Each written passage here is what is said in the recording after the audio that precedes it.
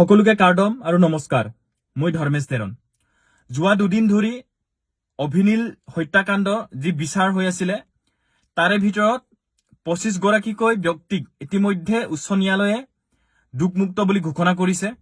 আৰু যিদিনাখন এই ৰায়দান দিছিলে সেইদিনাখন এটা নিউজ এটা নহয় বহুতকেইটা নিউজ ওলাইছে, কিন্তু মোৰ চকুত পৰা এটা নিউজৰ বিষয়ে আপোনালোকক ক'ব বিচাৰিছো, এটা ভিডিঅ' ক্লিপৰ কথা ক'ব বিচাৰিছো, য'ত এগৰাকী কাৰ্বি যুৱক, সেই যিসকল নিৰ্দোষী পৰিয়াল ইতিমধ্যে হাইকোৰ্টে ডিক্লেয়াৰ কৰিছে যে তেওঁলোক মানে হত্যাকাণ্ডৰ লগত জড়িত নহয় বা তেওঁলোক অপৰাধী নহয়।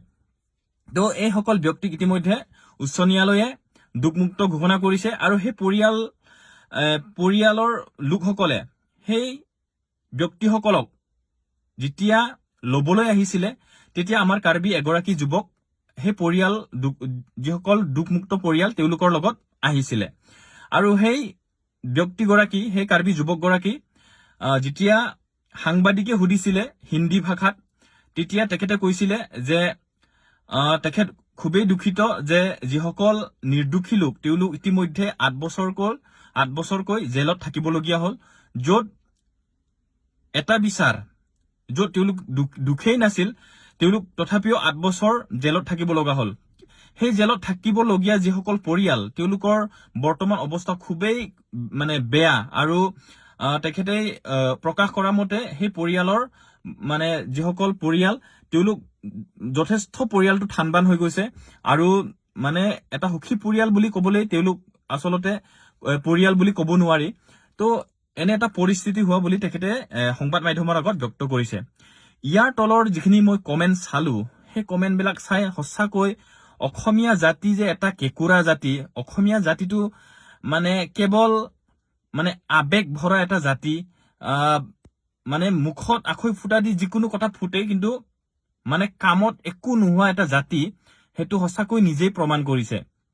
মই আপোনালোকে কমেণ্টত গৈ পেলাই স্ক্ৰল কৰি চাব, কাৰ্বি জনগোষ্ঠী বা কাৰ্বি সম্প্ৰদায়ৰ ওপৰতো গালি গালাজ ঢেৰ বৰষুণ দিয়া দি মানে কমেণ্ট ছেকশ্যনত পৰিছে। ইয়াৰ উপৰিও তেওঁলোকৰ যি ভাষা, তেওঁলোকৰ যি চিন্তাধাৰা, তেওঁলোকৰ যি মানে কাৰ্বি মানুহৰ প্ৰতি, ট্ৰাইবেল মানুহৰ প্ৰতি যিটো মানে চিন্তাধাৰা, সেইটো ভাবিলে মানে অসমখনৰ মানে ভৱিষ্যত মানে পৰিস্থিতি কি হ'ব মানে ইয়াৰ পৰা অনুমান কৰিব পৰা যায়। ইয়াত কোৱা হৈছে যে জংগলীকেইটা আৰু ওলাই অহাৰ পিছত সেই একেটা কামকে কৰিব। প্ৰথম কথা, জংগলী হয়, আমিতো জংগলীয়ে হয়, আমিতো পাহাৰত থাকো, আমিতো জংগলত থাকো, সেইটো মিছা কথাও নহয়। আমাৰ গাত নালাগেও, আমাক জংগলী বুলি ক'লে গাত নালাগে। কিন্তু সেই একেটাই মানুহ যিসকলে অসমত থাকি কাৰ্বি মানুহক জংগলী বুলি ক'বলৈ ভাল পায়, ইটিকিং কৰি ভাল পায়, যিসকল বড়ো, ৰাভা, কছাৰী, মিচিং, গাৰো, সেইকেইটা মানুহক নাগা, কুকি, এইকেইটাক মানে জংগলী বুলি ক'লে খুব বেছি নিজকে বহুত স্মাৰ্ট, বহুত মানে চিটিত বসবাস কৰা মানুহ বুলি তেওঁলোকে নিজকে ভাবি লয়। তো সেই মানুহবিলাকে একেটাই মানুহে যদি মেইন লেণ্ডত যায়, ইণ্ডিয়াৰ মেইন লেণ্ডত মুম্বাই, মহাৰাষ্ট্ৰ, দিল্লীত যেতিয়া যায়, তেওঁলোকক যেতিয়া নৰ্থ ইষ্টৰ মানুহখিনি জংগলী বুলি কয়, তেওঁলোকে কিন্তু একদম মানে কি কয়, মাথাত কাম নকৰে। মানে আমাক কিয় জংগলী বুলি ক'ব, আমি একদম নৰ্থ ইষ্টৰ মানুহখিনি ভাৰতৰ পাৰ্ট হয়, মানে তেওঁলোকে একদম মানে ট্ৰেজেডি ফালি থাকিব। কিন্তু যেতিয়া সেই একেখন ঠাইৰে মানুহ নিজৰ মানে শহুধৰ কেইজনকে যদি জংগলী বুলি কয়, কিন্তু তেওঁলোকে বৰ তৃপ্তি পায়, বৰ আনন্দ পায়। তো সেইখিনিয়ে কথা। আপোনালোকে যিটো আমাক জংগলী বুলি কৈছে সেইটো আপোনালোকক দিল্লী, মুম্বাইৰ মানুহে আপোনালোকক কওক, তেতিয়া আপোনালোকৰ মনটো কেনেকা লাগে, কেনেকা আপোনালোকৰ ফিল হয়। আৰু মই ইয়াত কমেণ্টটো চালো যে ব্যক্তিগৰাকীক যিহেতু সাংবাদিকগৰাকীয়ে হিন্দীত সুধিছিলে, তো তেখেতৰ ৰিপ্লাইটো হিন্দীতে দিছে। আৰু সাধাৰণতে কাৰ্বি মানুহে অসমীয়া ভাষাটোতো জানে, কাৰ্বি ভাষাও জানে, কিন্তু যিহেতু হিন্দী ভাষাটো এটা কমিউনিকেশ্যনৰ কাৰণে কোৱা হয়, হিন্দী ভাষা কোনো এটা স্পেচিফিক জাতিৰ কাৰণে ভাষা হৈছে নে নাই সেইটো পিছৰ কথা, সেইটো মই বৰ বিশেষ নাজানো। কিন্তু ভাৰতবৰ্ষত চলি থাকিবৰ কাৰণে এইটো ষ্টেট, প্ৰত্যেকটো ৰাজ্যত প্ৰত্যেকগৰাকী ব্যক্তিৰ, প্ৰতিটো জনগোষ্ঠী, প্ৰতিটো সম্প্ৰদায়ৰ ভাষা বেলেগ বেলেগ। ভাৰতত অল ষ্টেট মানে ডিফাৰেণ্ট লেংগুৱেজেছ হিন্দী কোৱাটো কোনো অপৰাধ নহয়, হ'বও নোৱাৰে। আজি যিসকল ল'ৰা ছোৱালী বিশেষকৈ মেইন যিখিনি ভাষিক অসমীয়া বুলি কয়, অসমীয়া ভাষাক বাহিৰে একো ভাষাই নাজানে, সেইসকল মানুহে কিন্তু নিজৰ ল'ৰা ছোৱালী কিন্তু আজি আখৈ ফুটা দি হিন্দী ফুটে, আখৈ ফুটা দি তেওঁলোকৰ ল'ৰা ছোৱালীবিলাকৰ মুখত ইংলিছ ফুটে, কিন্তু অসমীয়া ভাষাটো নাহে। সেই একেটা মানুহে কিন্তু আমাক কৈছে কি কাৰ্বি মানুহখিনি কিয় অসমীয়া কথা ক'ব নোৱাৰে। আৰে ভাই, আমিতো অসমীয়াটো জানোৱেই, প্লাছ আমি হিন্দী আৰু ইংলিছো জানো, আৰু অন্যান্য বড়ো বা কিবা আমি ট্ৰাইবেল যিখিনি লেংগুৱেজ আমি অলপ চলপতো জানো। আমিতো বেংগলী ভাষাও জানো, নেপালী ভাষাও জানো। আমিতো 50% ভাষা আমি বুজি পাওঁ। আমাৰ আগত কোনো মানে বেংগলী বা নেপালী মানুহ বেয়া কথা পাতিব নোৱাৰে আমাৰ আগত। আমি এইখিনিতো জানো।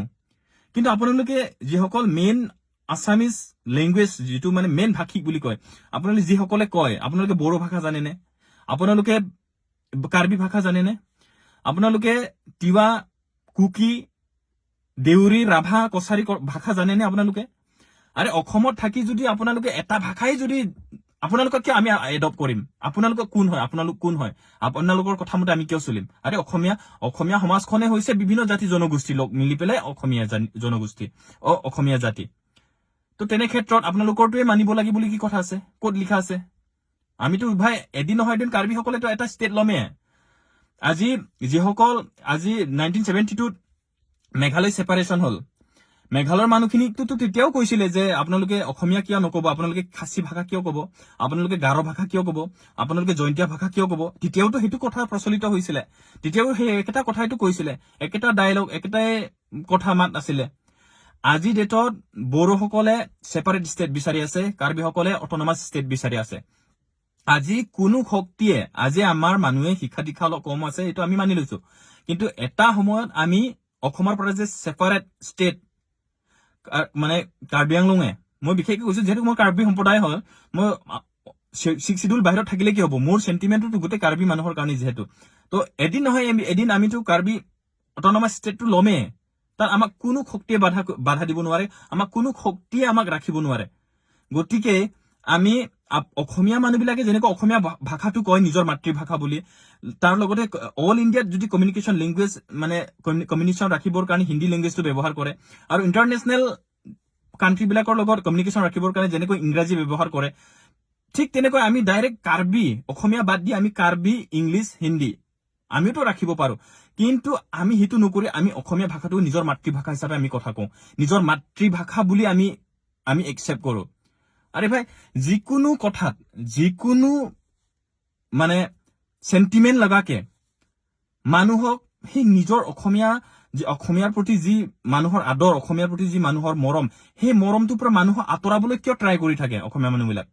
আজি মই এটা কথা কওঁ, মৌমিতা মিত্ৰা, তাই এগৰাকী ছিংগাৰ, তেখেতক এতিয়াও বংগ কন্যা বুলি কোৱা হয়, তেখেত কিন্তু অসমীয়া বোৱাৰী হয়। আৰে তেখেতক ইমানে টৰ্চাৰ কৰা হৈছে। ঠিক আছে, তেখেতে আমি জুবিন গাৰ্গৰ প্ৰতি বহুত শ্ৰদ্ধা কৰো, জুবিন গাৰ্গৰ বিষয়ে বা তেখেতৰ গানটো বেয়াকে গাইছে, সেইটো তেখেতক আঙুলিয়াই দিয়ক বা তেখেতক গালি দিয়ক, সেইটো মোৰ ক'বলগীয়া কথা নাই। কিন্তু এগৰাকী বেংগলী বুলি কৈ তাক যিটো মানসিক টৰ্চাৰ কৰা হৈছে, কাৰ্বি মানুহকো সেনেকে টৰ্চাৰ কৰে, আপোনালোকে কিয় অসমীয়া নাজানে, অসমীয়া কিয় নোৱাৰে, এনেকুৱা টৰ্চাৰ কৰি আজি চাওক, নাগা অসমৰ পৰা বেলেগকে হ'ল, আপোনাৰ কি কয় মেঘালয় ছেপাৰেট হ'ল, অৰুণাচল ছেপাৰেট হ'ল, আজি বড়ো ছেপাৰেট হ'বলৈ গৈ আছে, আজি কাৰ্বি ছেপাৰেট গৈ আছে। এইবোৰ মানসিকতাৰ কাৰণে অসমৰ পৰা মানুহে ছেপাৰেশ্যন হৈ গৈ আছে। তো আপোনালোকে যদি অসমখনক বৰ অসম কৰিব বিচাৰে, তেতিয়াহ'লে মানুহক আঁকোৱালি ল'ব জানিব লাগে। আৰু আপোনাৰ ভাষাটো মানুহে এডপ্ট কৰিছে, আপোনাৰ ভাষাটো জানিবলৈ চেষ্টা কৰিছে, আৰু আপোনাৰ ভাষাটো, আপোনাৰ জাতিটোক নিজৰ জাতি বুলি একচেপ্ট কৰিব বিচাৰিছে। সেই মানুহগৰাকীকো, সেই মানুহজনকো আপোনালোকে জবৰদস্তি একচেপ্ট নকৰিবলৈ কিয় বাধ্য কৰাই আছে? আজি মৌমিতা মিত্ৰৰ ক্ষেত্ৰত ইমানে টৰ্চাৰ কৰা হৈছে তেখেতক। মই মানে জুবিন গাৰ্গৰ গান গোৱাটোৰ কথা ক'বলৈ যোৱা নাই, তাৰ আগৰ কথাখিনি আপোনালোকে ভাবক।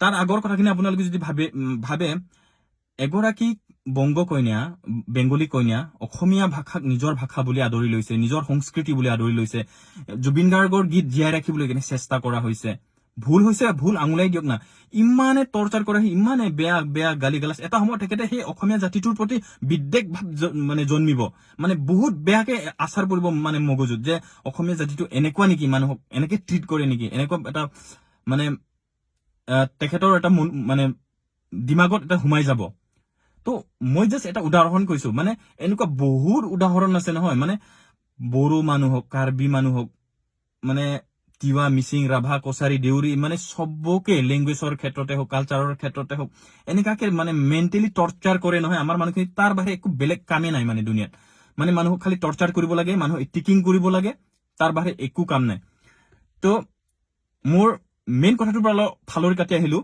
যিহেতু অভিনীল হত্যাকাণ্ড প্ৰথম যেতিয়া সেই ঘটনাটো হৈছিল তেতিয়াও কাৰ্বি মানুহক বহুত মানে লাগাতকৈ বেছি গালি পাৰিলে লাগাতকৈ বেছি টৰ্চাৰ কৰিলে কাৰ্বি জাতিটোক নগাঁৱত পঢ়ি থকা ল'ৰা ছোৱালীবিলাকক ঘৰত গৈ গৈ হোষ্টেলত গৈ গৈ মাৰিব গৈছিলে অসমীয়া মানুহবিলাকে তো সেইবিলাক আমিও পাহৰি যোৱা নাই একদিন নহয় একদিন আমি সেইটোৰ কিন্তু প্ৰত্যুত্তৰ মানে আমি দিবলৈ আমি কিন্তু ৰাজি আছো এদিন নহয় এদিন সেইটো প্ৰত্যুত্তৰ পাবই কিন্তু এইটো স্পষ্ট কথা এইটো প্ৰত্যুত্তৰ পাব আজি আমাৰ মানুহ অলপ শিক্ষা দীক্ষা কম হৈ আছে আমি কিন্তু আপোনালোকৰ নিচিনা অসভ্যালী আপোনালোকৰ নিচিনা ইলিট্ৰেট কাম আমি নকৰো আপোনালোকে যেনেকে হোষ্টেল গৈ গৈ আমাৰ কাৰ্বি ল'ৰা ছোৱালীখিনিক মাৰিছিলে আমি কিন্তু সেনেকা নকৰো আমি শিক্ষাৰে আপোনালোকৰ যিটো স্থান আপোনাৰ স্থানটো একদিন কাঢ়ি আমি ল'মে সেইটো একদম স্পষ্ট কথা আপোনালোকৰ যিখিনি আমাৰ প্ৰতি যিখিনি মানে টৰ্চাৰ কৰিছে সেই মানুহখিনি কৈছো যে আপোনালোকৰ স্থান আমি ল'ম এইটো একদম স্পষ্ট কথা তো এইখিনিয়ে কথা যে আপোনালোকে যদি